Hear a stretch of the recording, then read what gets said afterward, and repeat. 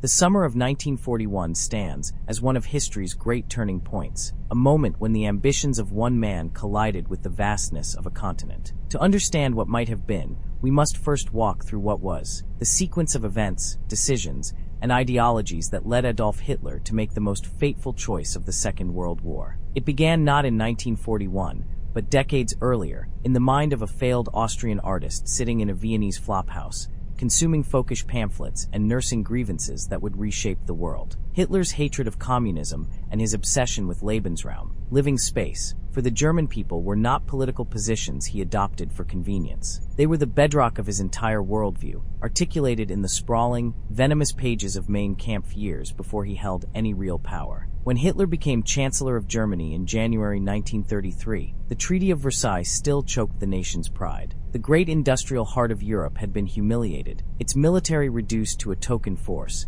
its territories stripped away, its people suffering under the weight of impossible reparations. Hitler promised restoration. He promised revenge. And beneath those promises lay a singular, driving obsession: the destruction of Bolshevism and the conquest of the Soviet Union. The path to war unfolded with terrible momentum. In 1936, German troops marched into the demilitarized Rhineland. The Western powers protested but did nothing. In 1938, Austria was annexed, the Anschluss, and the world watched. That same year, the Munich Agreement handed Hitler the Sudetenland. British Prime Minister Neville Chamberlain returned home waving a piece of paper, declaring peace for our time. It would not be peace. It would be a brief, desperate intermission. March 1939 brought the complete dismemberment of Czechoslovakia. Hitler had promised Munich would be his last territorial demand. The promise meant nothing. The pattern was now clear. Hitler would take what he wanted, and the democracies would not stop him until forced to do so. But there was a complication in Hitler's grand design: the Soviet Union itself. Joseph Stalin, the paranoid dictator who had drowned his own officer corps in blood during the Great Purge,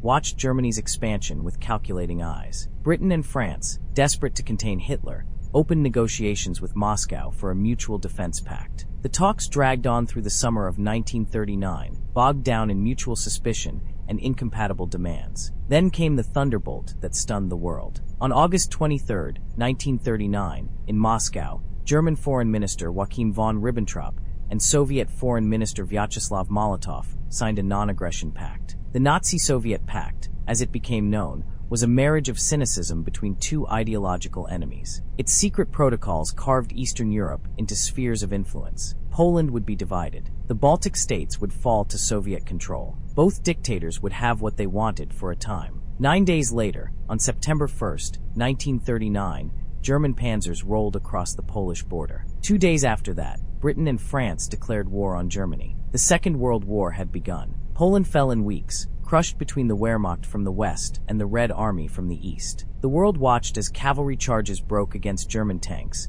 as the Luftwaffe turned Warsaw into rubble, as the fourth partition of Poland was accomplished with industrial efficiency. The winter of 1939-40 became known as the Phony War in the West, months of military inactivity as French and British forces sat behind the Maginot Line and Germany consolidated its gains. But in the East, there was nothing phony about it. Stalin, emboldened by his pact with Hitler, invaded Finland in November 1939, expecting swift victory. Instead, Finnish ski troops and snipers humiliated the Red Army in the Winter War, exposing Soviet military weakness to the entire world, including Berlin. Spring 1940 shattered the illusion of safety. In April, Germany seized Denmark and Norway. In May, the Wehrmacht launched Fall Gelb, Case Yellow, the invasion of France and the Low Countries. Belgian and Dutch neutrality meant nothing. The German armored columns, following the audacious plan of General Erich von Manstein, punched through the Ardennes forest where conventional wisdom said tanks could not go. The French and British armies,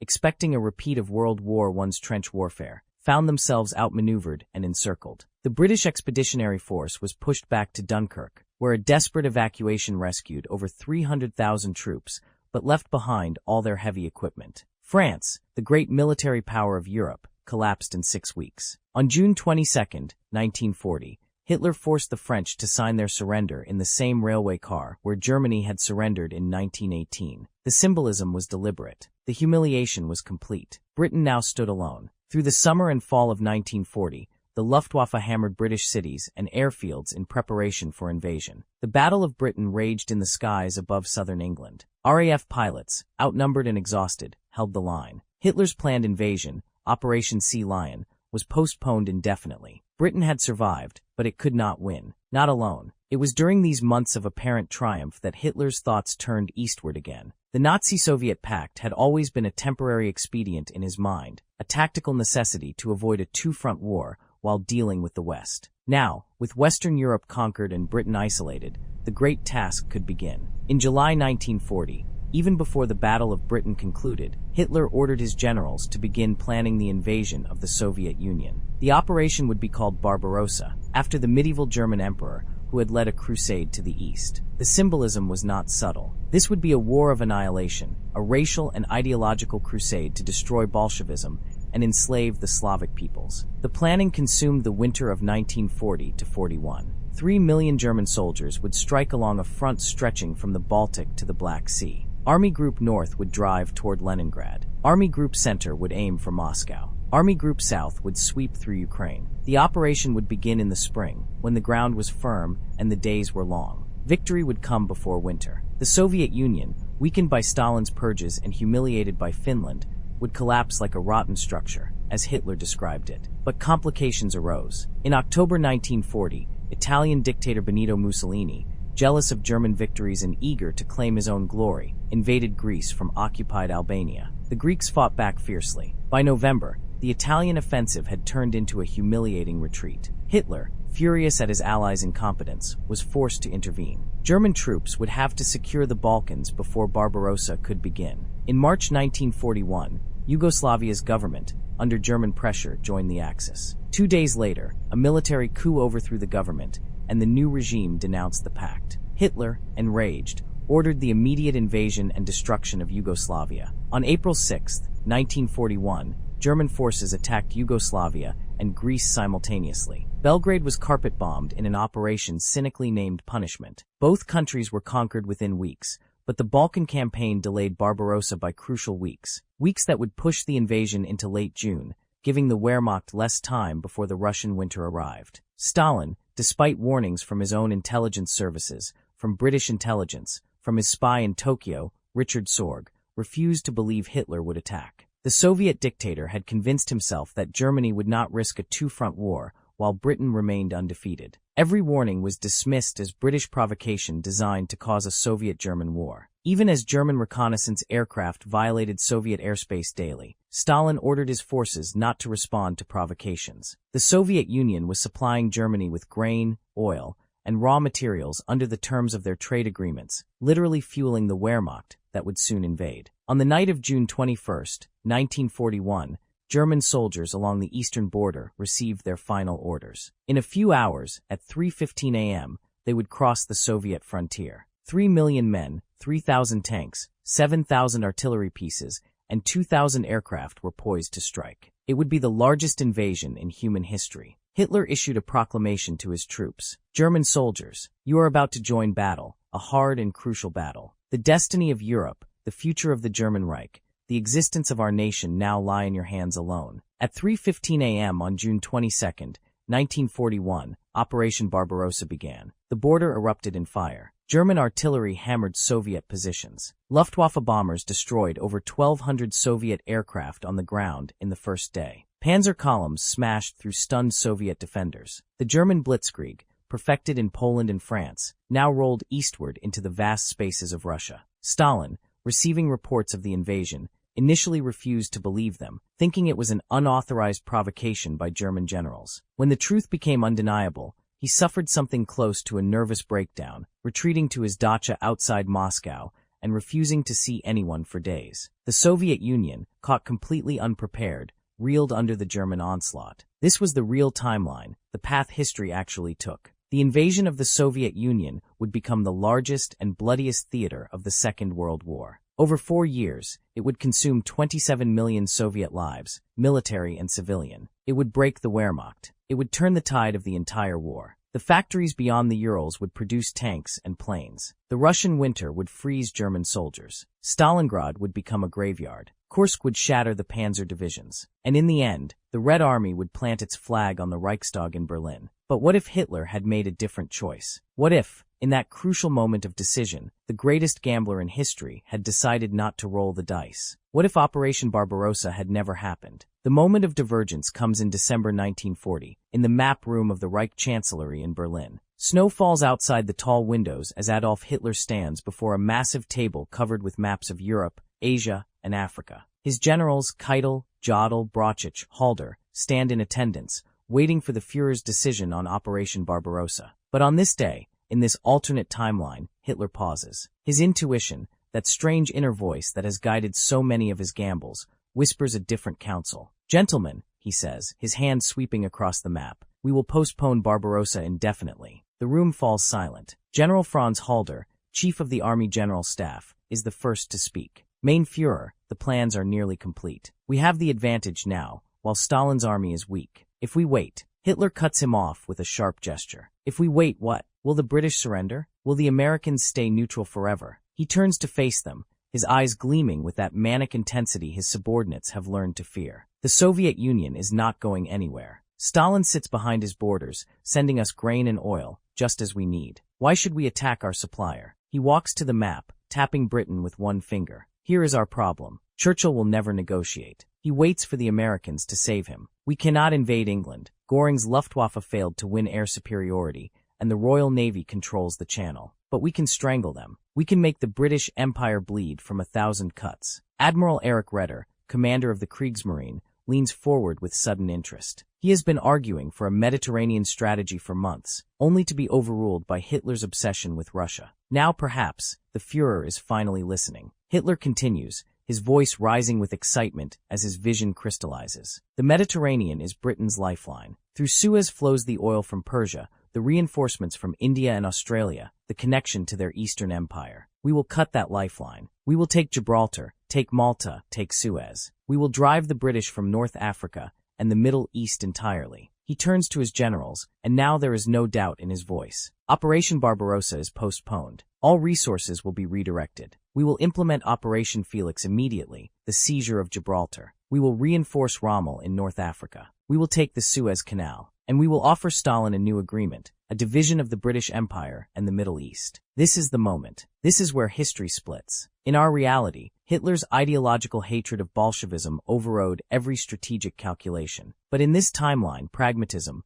cold, ruthless pragmatism, wins out. Hitler recognizes that he holds a winning hand in the West and South. Britain is isolated, its empire vulnerable. The Soviet Union, for now, is a cooperative neutral, even an economic partner. Why wage a massive land war in Russia when he can instead dismantle the British Empire? The orders go out within days. General Walther von Brauchitsch, commander-in-chief of the German army, redirects the units assembling for Barbarossa. Some will move to the French-Spanish border for Operation Felix. Others will be sent to reinforce Rommel's Afrika Korps in Libya. Still more will prepare for operations in the Balkans, and eventually the Middle East. In January 1941, German diplomats arrive in Madrid with an offer Francisco Franco cannot refuse. Spain will cooperate in the seizure of Gibraltar, or Germany will support a renewed republican movement and invade. Franco, who owes his victory in the Spanish Civil War to German and Italian support, grudgingly agrees. He demands extensive territorial concessions in Morocco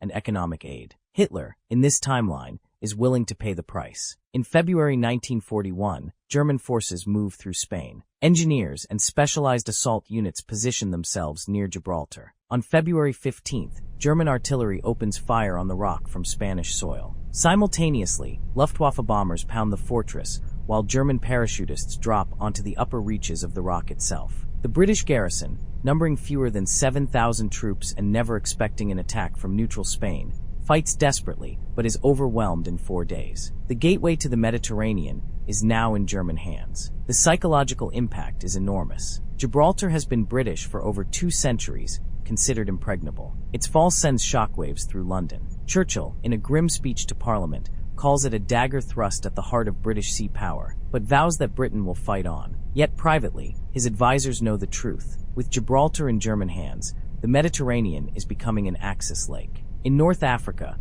Rommel receives the reinforcements he has been begging for since his arrival. Instead of the 2 divisions originally allocated to him, he now commands 6 full divisions, including an additional panzer division and substantial air support. The British, already stretched thin defending against the Italians and Germans, face a reinvigorated Afrika Korps. In April 1941, Rommel launches a massive offensive. This time, with adequate supplies and reinforcements flowing through Tripoli and Tunis without interference from Malta, his advance is unstoppable. Tobruk, which held out for months in our timeline, falls in 2 weeks. By June, Rommel's panzers are racing across the Egyptian border. British commanders in Cairo begin burning documents and preparing for evacuation. Meanwhile, in Moscow, Stalin watches these developments with the calculating mind of a chess master who realizes his opponent is not following the expected opening. German intelligence officers have stopped their reconnaissance flights over Soviet territory. The Wehrmacht divisions that had been massing in Poland are moving south and west, not east. Most tellingly, German supply trains continue to arrive, picking up Soviet grain and oil and delivering machine tools and other goods. In July 1941,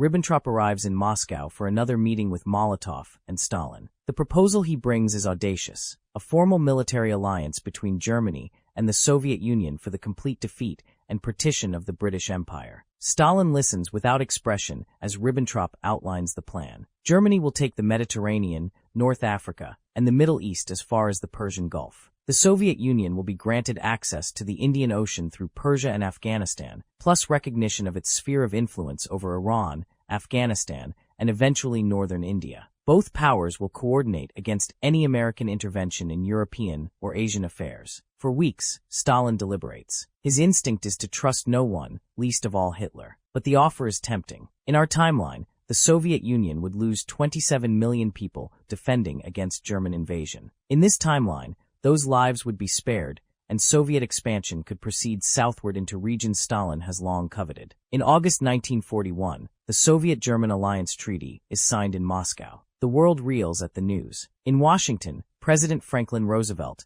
and his advisors realize that the 2 largest land powers in the world have now joined forces. In London, Churchill's government faces the nightmare scenario, Britain fighting alone against Germany, Italy, and now potentially the Soviet Union. The treaty includes economic provisions even more extensive than before. Soviet oil will fuel the Wehrmacht. Soviet grain will feed German soldiers. German technology will modernize Soviet industry. A rail link is planned to connect German-controlled Europe with Soviet Central Asia. In September 1941, Rommel's forces, now reinforced to 12 divisions and renamed Army Group Africa under Field Marshal Kesselring's overall command, smashed through the last British defenses at El Alamein. Alexandria falls. Cairo falls. On October 3, 1941, German tanks reach the Suez Canal. The swastika flies over the pyramids. The British Mediterranean fleet evacuates to the Red Sea and then around the Cape to South Africa. The loss of Suez is catastrophic. Convoys to India and the Far East must now make the long journey around Africa, adding weeks to voyage times and straining British logistics to the breaking point. But Germany is not finished. With North Africa secure, German and Italian forces prepare to leap from Libya and Egypt into the Middle East. In November 1941, paratroopers seize Cyprus. In December, a combined German-Italian force invades Palestine from Egypt while another German force drives through Syria, brushing aside the Vichy French forces stationed there. Baghdad, Tehran, and the Persian Gulf oil fields lie open before them. In our timeline, these regions remained in British hands, their oil fueling the Allied war effort. In this timeline, they are about to change hands. January 1942 brings the moment when the Soviet Union fulfills its part of the alliance. Soviet forces, moving south from their Central Asian territories, invade northern Iran and Afghanistan. The British and Indian troops stationed there, already demoralized by the catastrophic losses in North Africa and Egypt, are quickly overwhelmed. By February, Soviet and German forces link up in Tehran. The Persian Gulf is now an Axis waterway. In Berlin, Hitler is triumphant. In less than a year since the decision not to invade Russia, his forces have expelled Britain from the Mediterranean, captured the Suez Canal, and seized the oil fields of the Middle East. The British Empire, already strained by fighting in the Far East against an increasingly aggressive Japan, is crumbling. In the United States, the debate between interventionists and isolationists reaches fever pitch. Roosevelt wants to aid Britain, but the America First movement, led by Charles Lindbergh and other prominent figures, argues that Europe's wars are not America's concern. The Lend-Lease program continues, but American ships delivering supplies to Britain are now being sunk by U-boats at an alarming rate. With Gibraltar in German hands, convoys must take the long route around Africa, making them even more vulnerable. Then comes December 7, 1941. In our timeline, Japan's attack on Pearl Harbor changed everything, bringing America into the war and sealing the Axis powers' eventual defeat. In this timeline, Pearl Harbor still happens. Japan's imperial ambitions in the Pacific are independent of German decisions in Europe. But the context is very different. The United States declares war on Japan, but Hitler, in this timeline, makes a different calculation. Why declare war on America when Germany is winning? In our reality, he declared war on the United States 4 days after Pearl Harbor, honoring his alliance with Japan and bringing America into the European war. In this timeline, he does not. Let Japan and America fight in the Pacific. Germany will consolidate its victories in Europe and the Middle East. Without a German declaration of war, Roosevelt cannot easily bring America into the European conflict. Legally and politically, the United States is at war with Japan, not Germany. American public opinion, focused on avenging Pearl Harbor, is not clamoring for war in Europe, especially with Britain's position appearing increasingly hopeless. Churchill, in London, faces the darkest hour. The Mediterranean is lost. The Middle East is lost. British forces in India face the possibility of a two-front war, Japan advancing from Burma, and German-Soviet forces potentially pushing through Afghanistan toward the Khyber Pass. Australia and New Zealand, threatened by Japanese expansion and seeing Britain's inability to help them, begin questioning their loyalty to the empire. In February 1942, Singapore falls to the Japanese, as it did in our timeline. But now there is a difference. In our reality, American, British, and Australian forces eventually turned the tide in the Pacific. In this timeline, American forces must fight Japan largely alone, without the combined Allied industrial effort that sustained the war in the Pacific theater. By spring 1942, the map of the world looks radically different from our timeline. German-controlled territory stretches from the Atlantic coast of France to the Persian Gulf. The Soviet Union controls Iran, Afghanistan, and is pressing into northern India. Japan dominates the Western Pacific and Southeast Asia. Britain holds only its home islands, parts of Africa, and a shrinking perimeter in India. Hitler, addressing the Reichstag in April 1942, declares that the new order in Europe and the Middle East is permanent. He announces plans for the massive resettlement of ethnic Germans into the conquered territories, the exploitation of oil resources, and the construction of a German-controlled railroad from Berlin to Baghdad to the Persian Gulf, the realization of the old imperial German dream of the Berlin-Baghdad Railway. But the victory comes with complications Hitler did not foresee. The Soviet Union, now Germany's formal ally and controlling vast territories in Central and South Asia, is not a puppet. Stalin pursues his own agenda, supporting communist movements in India and the Middle East, creating tension with German administrators who must govern these regions. The alliance, born of convenience rather than shared ideology, contains the seeds of future conflict. Moreover, controlling these vast territories requires enormous resources. German troops are garrisoned from France to Iraq. Partisan movements spring up in Yugoslavia, Greece, and across the Middle East. The Wehrmacht, spread thin across 3 continents, finds itself fighting endless counterinsurgency campaigns. The Holocaust, in this timeline, proceeds unhindered. Without the Eastern Front consuming resources,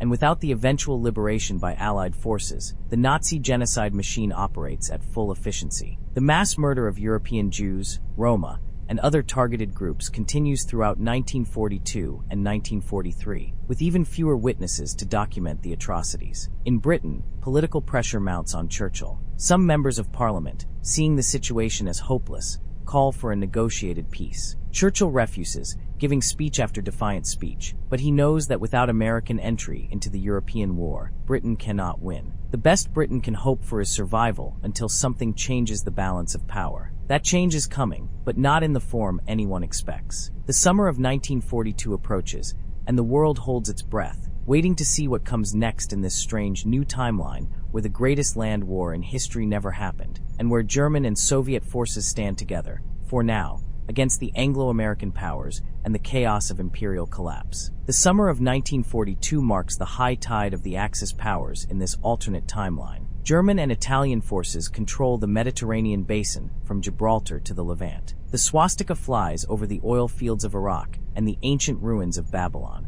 Soviet troops garrison Tehran and Kabul. Japanese forces dominate the Pacific from the Aleutians to the Solomon Islands. The British Empire, that great edifice that once ruled a quarter of the world's population, is contracting toward its core, bleeding resources and losing credibility with each passing month. But empires built on conquest contain the mechanisms of their own destruction. Hitler has avoided the grinding meat grinder of the Eastern Front, preserving his armies from the catastrophic losses of Stalingrad, Kursk, and the long retreat back to Berlin. Yet in doing so, he has created different problems that will prove equally fatal to his thousand-year Reich. The first cracks appear in the summer of 1942, not on any battlefield, but in the administrative offices and command posts scattered across the new German Empire. The Wehrmacht is garrisoning territories stretching from the Atlantic to the Persian Gulf, from Norway to North Africa. Over 2 million German soldiers are deployed across this vast space, and they are not fighting a conventional war. They are occupying hostile populations,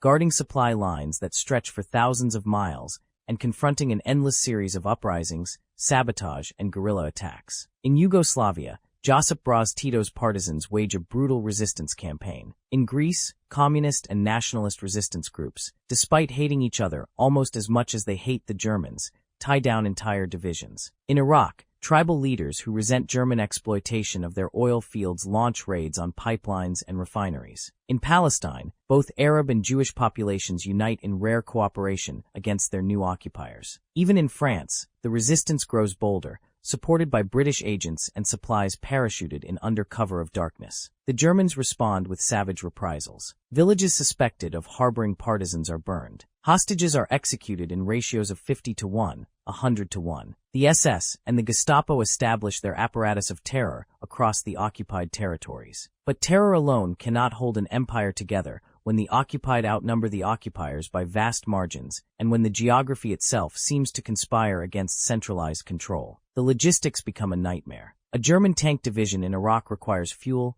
ammunition, spare parts, food, and medical supplies. All of this must travel by rail and truck from Germany through the Balkans, through Turkey, which has nervously allowed German access under heavy pressure, and into Mesopotamia. A single partisan attack can destroy a bridge or derail a supply train, severing the lifeline for days or weeks. The Kriegsmarine must escort convoys through the Mediterranean, now subject to British submarine attacks from bases in Gibraltar's former territory, now relocated to Malta, which Britain never lost in this timeline, having reinforced it heavily once Gibraltar fell. Wait, that's not quite right. In this timeline, with German air superiority established and Gibraltar secure, Malta becomes untenable for Britain. The island, bombed relentlessly and cut off from supplies, surrenders in June 1941. The British submarine threat in the Mediterranean comes instead from Alexandria, which British forces managed to evacuate before the city fell, taking their submarines to bases in East Africa and the Red Sea. Still, the supply problem persists. Every German soldier deployed to garrison duty in Iraq or Syria is a soldier not available for offensive operations. The Wehrmacht,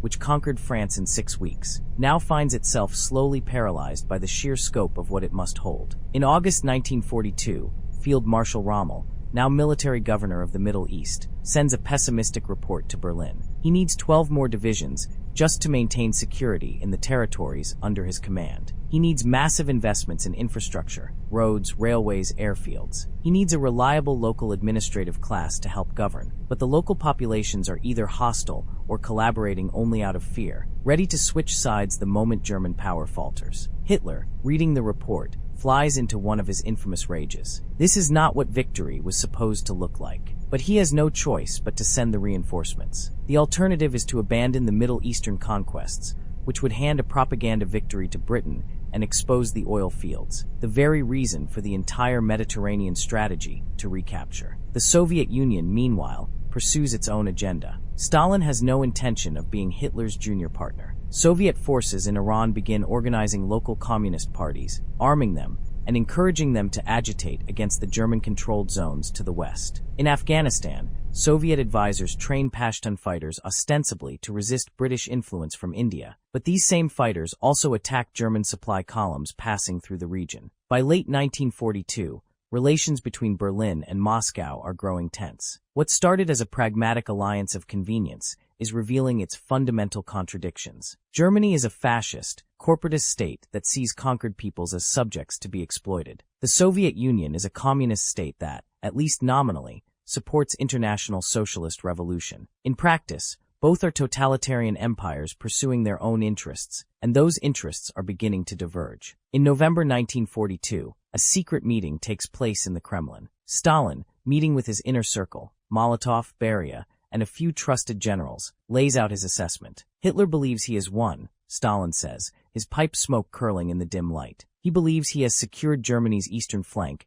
and gained an empire in the south. He is wrong. He has overextended himself, and we have gained time to prepare. Georgy Zhukov, the brilliant general who in our timeline would have defended Moscow and led the counteroffensive that turned the tide, asks the obvious question. When do we strike? Stalin smiles coldly. Not yet. Let the Germans exhaust themselves trying to hold what they have taken. Let the British and Americans develop their weapons. We will wait until the moment is right, and then we will move. All of Eastern Europe will be ours. Perhaps more. This is the great game being played in 1942 and 1943. Hitler believes he has secured his eastern flank through alliance with Stalin. Stalin believes he has bought time to rebuild his military and wait for the right moment to betray Germany. Neither trust the other, but both believe they are using the other to their advantage. It is a race to see who can betray whom first and most effectively. Across the Atlantic, the United States is fully mobilized for war, but only against Japan. American factories produce tanks, planes, and ships at an astonishing rate, but the vast majority of this production goes to the Pacific theater. General Douglas MacArthur island hops toward the Philippines. Admiral Chester Nimitz's fleet wins a crucial victory at Midway in June 1942, sinking 4 Japanese carriers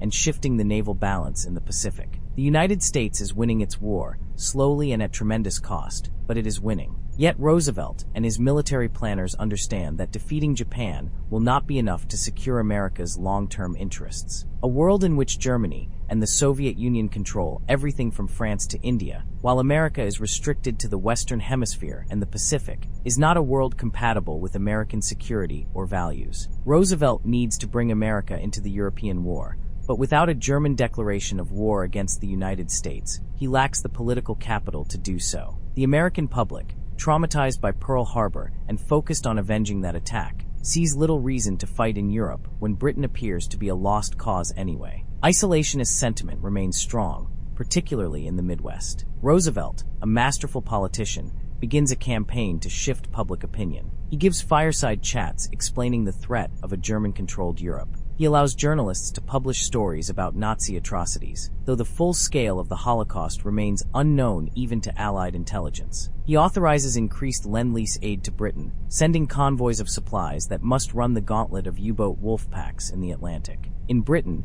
Churchill clings to power and to hope. British scientists are working on advanced technologies, radar improvements, jet engines, and something else, something that might change everything, the atomic bomb. In our timeline, the Manhattan Project was a joint American-British effort. In this timeline, with Britain more desperate and America not yet fully committed to the European war, the British atomic program proceeds independently, though with limited resources and under constant threat from German bombing raids. The year 1943 brings a series of turning points. In January, at Casablanca, now firmly under German control, Hitler meets with Mussolini and Franco to celebrate 2 years of victories in the Mediterranean. But the celebration masks growing problems. Italy's economy is collapsing under the strain of war. Franco's Spain, impoverished and exhausted from its civil war, is demanding more resources and receiving little. The alliance is fraying. In February 1943, Germany faces a crisis it never experienced in our timeline. With no Eastern Front to consume ammunition and resources, German industry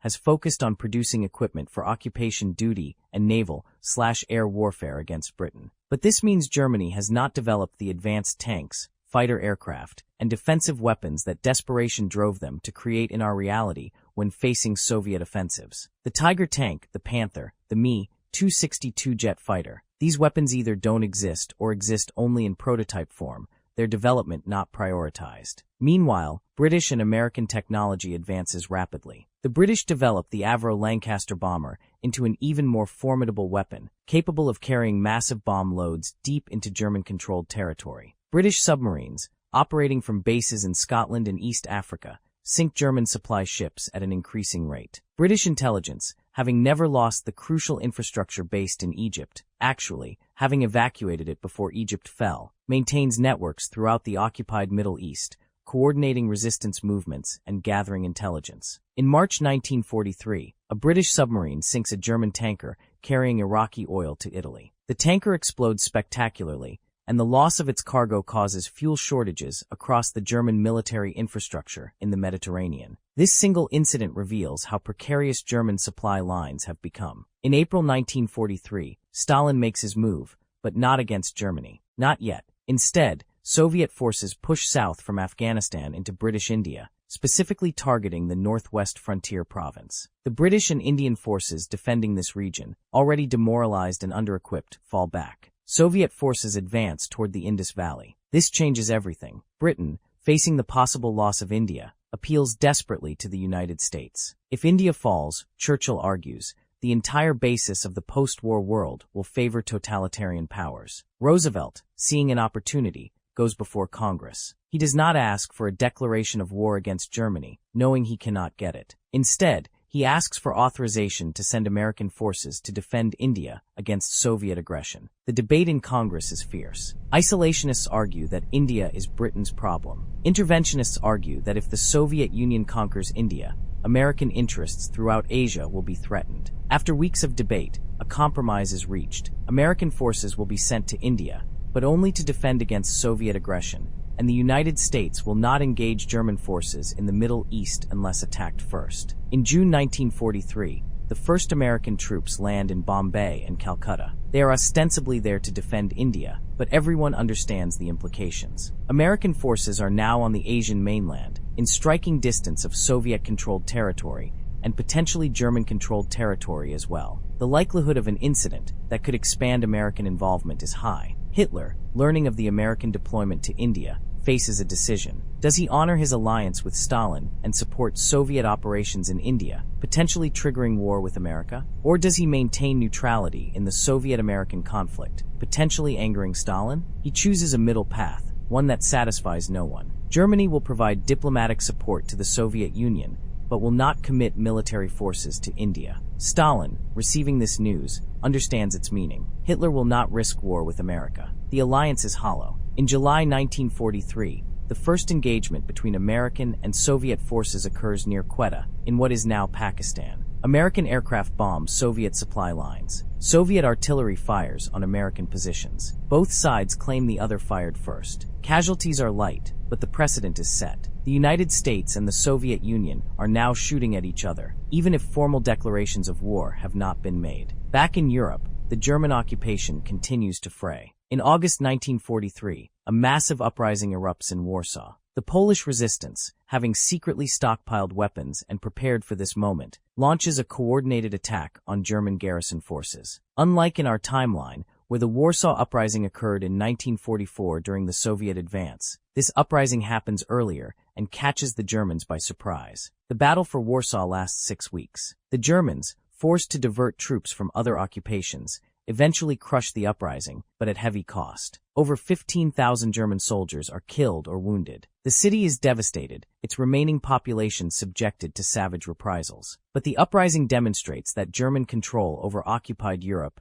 is not as secure as Berlin claims. By autumn 1943, Hitler faces multiple crises simultaneously. Soviet-American fighting in India threatens to expand into a wider war. Partisan activity across occupied Europe is tying down more and more troops. German submarine losses in the Atlantic are climbing as British and American anti-submarine warfare improves. And German intelligence has picked up disturbing signs that Stalin is moving forces westward, away from the Indian front, positioning them along the Soviet-German border in occupied Poland and Ukraine. In October 1943, Hitler summons his military leadership to Berchtesgaden. The question before them is stark. Has the alliance with Stalin run its course? Should Germany strike first before the Soviets can launch their own attack? The debate is intense. Some generals argue for a preemptive strike. Others point out that Germany is already overstretched, that opening a new front against the Soviet Union would be catastrophic. Admiral Donitz, commander of the submarine fleet, argues that Germany should focus on defeating Britain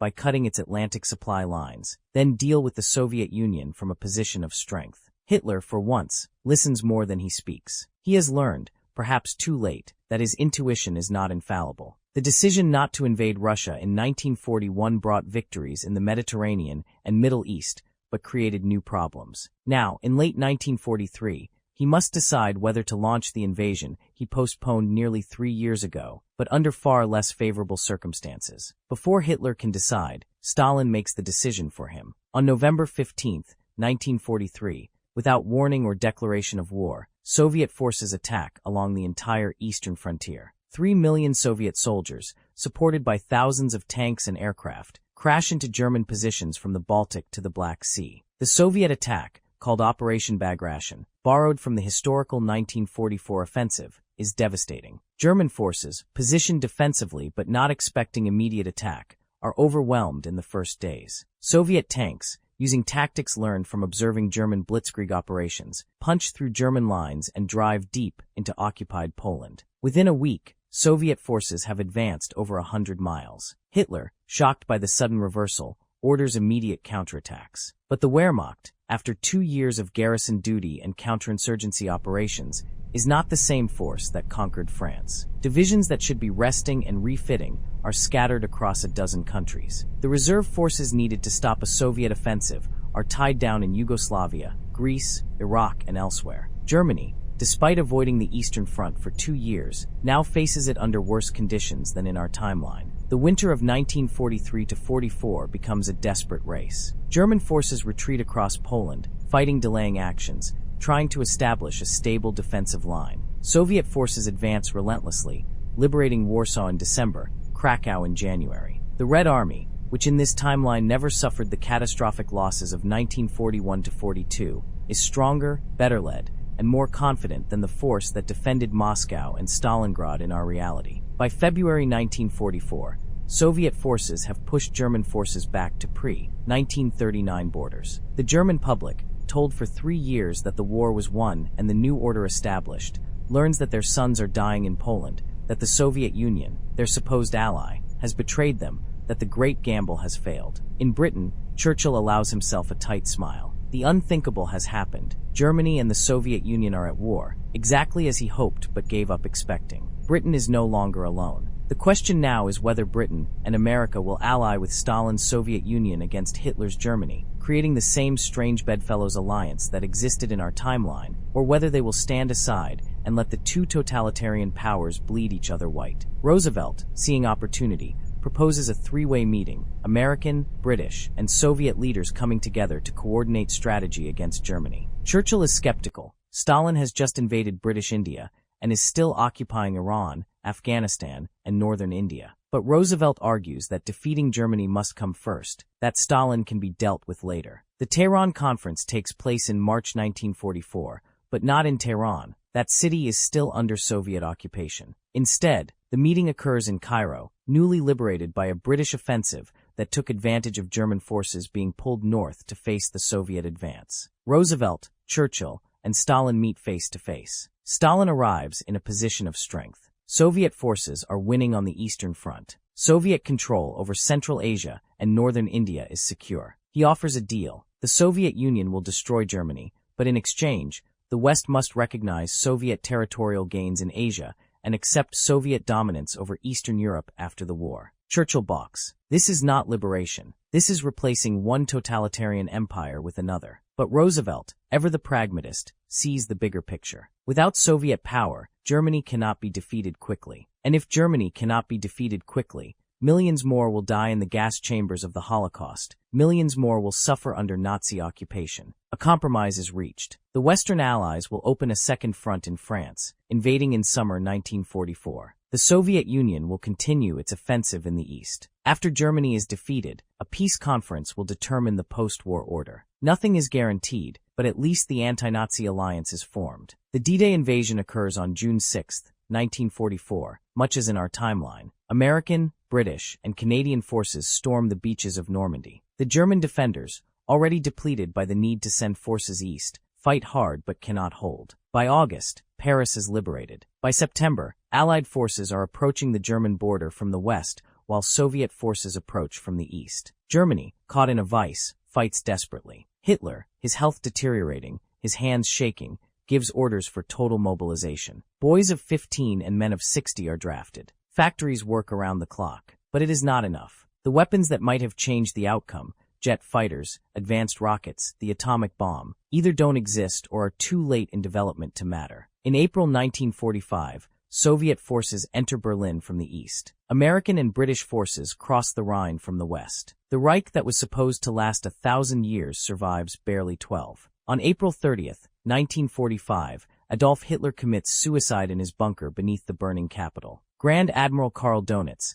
named as Hitler's successor, surrenders unconditionally on May 8, 1945. The war in Europe is over. But the world that emerges from this alternate Second World War is very different from the one we know. The Soviet Union, having avoided the catastrophic losses of 1941-42, emerges as an even more powerful force than in our timeline. Soviet control extends from Eastern Europe through Central Asia and into northern India. Stalin, having crushed Germany in less than 2 years of fighting rather than 4, has preserved Soviet military strength and is positioned to dominate the post-war world. The United States, having fought primarily in the Pacific and only entered the European War in its final stages, has not mobilized to the same degree as in our reality. American casualties are lower, perhaps 500,000 instead of over 1 million, but American influence in Europe is correspondingly weaker. The Soviet Union liberates most of Eastern and Central Europe before American forces even cross the Rhine. Britain, having lost the Mediterranean, the Middle East, and most of its Asian empire during the war, emerges victorious but broken. India, occupied by Soviet forces and promised independence by Moscow in exchange for cooperation, will not return to British control. Egypt, Iraq, Syria, Palestine, all these territories that Britain controlled in our timeline are either independent or under Soviet influence in this one. The British Empire, which survived in diminished form into the 1960s in our reality, effectively ends in 1945 in this timeline. The Holocaust proceeds with even less resistance than in our reality. With German forces not being ground down on the Eastern Front, more resources are available for the genocide. The death toll may be higher, perhaps 8 or 9 million Jews murdered instead of 6 million, plus millions more Roma, disabled persons, political prisoners, and others deemed undesirable by Nazi ideology. The liberation of the camps comes later in this timeline, meaning fewer survivors. The atomic bomb changes everything, but differently. The Manhattan Project, without the urgency of a global war against Germany, proceeds more slowly. The first successful test occurs in July 1945, 2 months after Germany's surrender. President Truman, who succeeded Roosevelt after his death in April 1945, faces the decision of whether to use the bomb against Japan. In August 1945, atomic bombs destroy Hiroshima and Nagasaki, just as in our timeline. Japan surrenders on August 15, 1945. The Second World War is over. Approximately 70 million people have died, a similar number to our reality, though the distribution of deaths is different. Fewer Soviet military casualties, more civilian deaths in the Holocaust, different patterns of destruction across Europe and the Middle East. The post-war world takes shape in the ashes. The United Nations is founded in October 1945, but the divisions that will define the Cold War are already apparent. At the Potsdam Conference in July 1945, Stalin, Truman, and British Prime Minister Clement Attlee, Churchill having lost the election, divided defeated Germany into occupation zones. But Stalin's demands are bolder than in our timeline. He wants recognition of Soviet control over Poland, Czechoslovakia, Hungary, Romania, Bulgaria, Yugoslavia, Iran, Afghanistan, and northern India. Truman refuses. The lines are drawn. The Cold War begins not in 1947 or 1948, but immediately in 1945. Soviet forces remain in position across Eastern Europe and Central Asia. American and British forces hold Western Europe and the Mediterranean. Berlin, deep inside the Soviet zone, becomes a flashpoint, just as in our reality. But there are differences. In this timeline, the Soviet Union controls more territory and has a stronger military. The balance of power is tilted more heavily in Moscow's favor, and the colonial world is in chaos. India, promised independence by both the Soviets and the British, fractures into civil war between communist-backed forces in the north and nationalist forces in the south. The partition of India is bloodier and more extensive than in our reality. The Middle East, having been occupied by both Germans and Soviets during the war, emerges as a patchwork of weak states,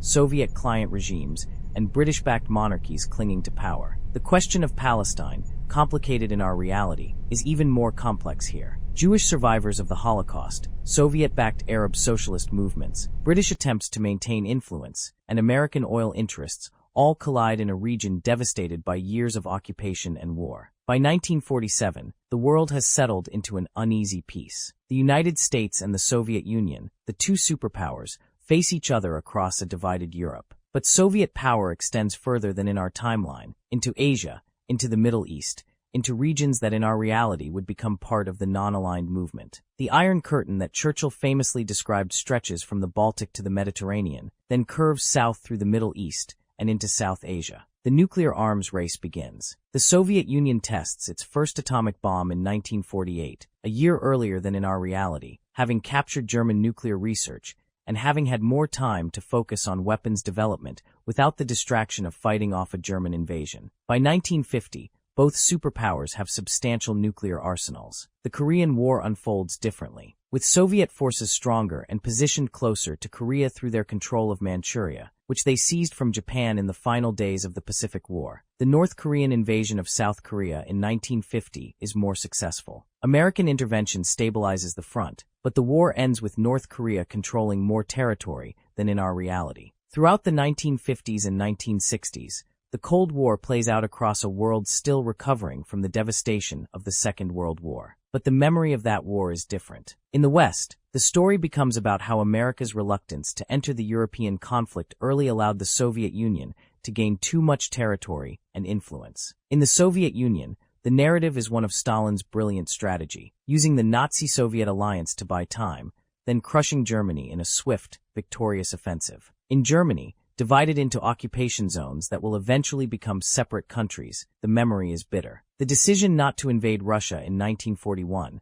which seemed so clever at the time, proved to be merely postponing the inevitable. Germany gained 2 years of occupation revenue from the Mediterranean and Middle East, but those 2 years allowed the Soviet Union to prepare for war on its own terms, leading to an even more decisive defeat. The historians of this alternate timeline debate endlessly. What if Hitler had stuck with his original plan and invaded Russia in 1941? Would the outcome have been any different? Or was Germany's defeat inevitable once it chose to fight a war on multiple fronts against opponents with greater population, resources, and industrial capacity? Some argue that Hitler's decision not to invade Russia was rational from a strategic perspective. Britain was still undefeated, the Mediterranean offered rich prizes, and the Soviet Union was a cooperative neutral. The problem was not the decision itself, but the impossibility of holding the territories conquered while also preparing for an eventual conflict with the Soviet Union. Others argue that the decision was still fundamentally flawed, just in a different way than the historical invasion. By not defeating the Soviet Union while he had the chance, or at least while he thought he had the chance, Hitler allowed Stalin to choose the timing of the conflict, ceding the initiative to an enemy who used that time to prepare thoroughly. By the 1960s, the world of this alternate timeline has diverged significantly from ours in countless ways. Technologies develop along different paths. Cultural movements take different forms. The political map is redrawn with Soviet influence extending deeper into Asia and the Middle East. The State of Israel, if it exists at all, is smaller and more precarious, possibly a Soviet client state rather than a Western ally. The space race still happens, but the competition is fiercer because Soviet technological capabilities are stronger. Sputnik launches earlier. Yuri Gagarin's flight comes sooner. The moon landing, if it occurs, might be a Soviet achievement rather than an American one. Decolonization proceeds, but under different circumstances. The British, French, and Dutch empires collapse even more quickly than in our reality, weakened by wartime losses and Soviet-backed independence movements. But many former colonies fall into Soviet orbit rather than becoming independent non-aligned nations. The European Union, as we know it, likely never forms. With Soviet control extending further west, and the memory of German-Soviet alliance complicating post-war reconciliation, the project of European integration faces greater obstacles. Western Europe remains divided, nationalistic, and dependent on American military protection. By the 1970s and 1980s, the tensions of this alternate Cold War reach their peak. Multiple crises bring the world to the brink of nuclear war. Conflicts in the Middle East over oil, proxy wars in India between Soviet-backed communists and Western-backed nationalists, confrontations in Germany where the divided occupation zones remain a tinderbox. The Soviet Union, in this timeline, may not collapse in 1991. With greater territory, resources, and strategic depth, with the memory of decisive victory over Germany rather than costly survival followed by 4 decades of arms race, the Soviet system might prove more durable. Or perhaps it collapses even sooner, unable to manage the vast territories it controls, facing resistance movements from Eastern Europe to Central Asia to India. The end of the 20th century in this alternate timeline could see a world still divided between American and Soviet spheres, or a world in which the Soviet Union's earlier collapse creates different patterns of chaos and realignment. China's rise might be accelerated or delayed depending on its relationship with a Soviet Union that controls territories along China's western and southern borders. And what of Germany? In our timeline, Germany became a divided nation that eventually reunified, a prosperous democracy at the heart of Europe. In this timeline, the division is deeper, the memory of the war more bitter, the path to reconciliation more difficult. Germany lost in both timelines, but the manner of losing, after conquering half of Europe versus, after holding an empire for a few years before catastrophic collapse, shapes national consciousness differently. The question that haunts historians in this alternate world is whether Hitler's decision not to invade Russia saved lives or cost them. The Eastern Front of our timeline killed tens of millions in brutal combat. This alternate timeline avoided that specific carnage, but created different horrors. An extended Holocaust, longer occupation of Europe, a different pattern of atrocities across the Middle East and Asia, and potentially even more deaths in the Cold War conflicts that followed. The final accounting is grim either way. The Second World War, in any timeline, represents humanity's capacity for industrialized slaughter on an unprecedented scale. The specific choices made by leaders, to invade or not to invade, to ally or to oppose, shifted deaths from one category to another, from one region to another, but could not prevent the underlying tragedy. We return, finally, to that moment in December 1940, to Hitler standing before his maps, making the choice that splits our timeline from this imagined one. In our reality, he chose ideology over pragmatism, launching Operation Barbarossa and sealing his eventual defeat. In this alternate timeline, he chose pragmatism over ideology, postponing Barbarossa to conquer the Mediterranean, only to face a stronger Soviet attack later. The lesson, if there is one, is that Nazi Germany was doomed either way. A regime built on conquest, genocide, and totalitarian control could not coexist with the world order. Whether defeated in 1945 after a brutal Eastern Front, or 1945 after a different sequence of campaigns, the outcome was the same. The specifics of how millions died would vary, but the essential truth remains. Evil of that magnitude cannot sustain itself, and the moral arc of history, though long and twisted, eventually bends toward its destruction. The alternate world of 1945, shaped by Hitler's decision not to invade Russia, is different in its details but similar in its fundamental lesson. Tyranny, in the end, devours itself. The question is only how many innocent lives it consumes along the way.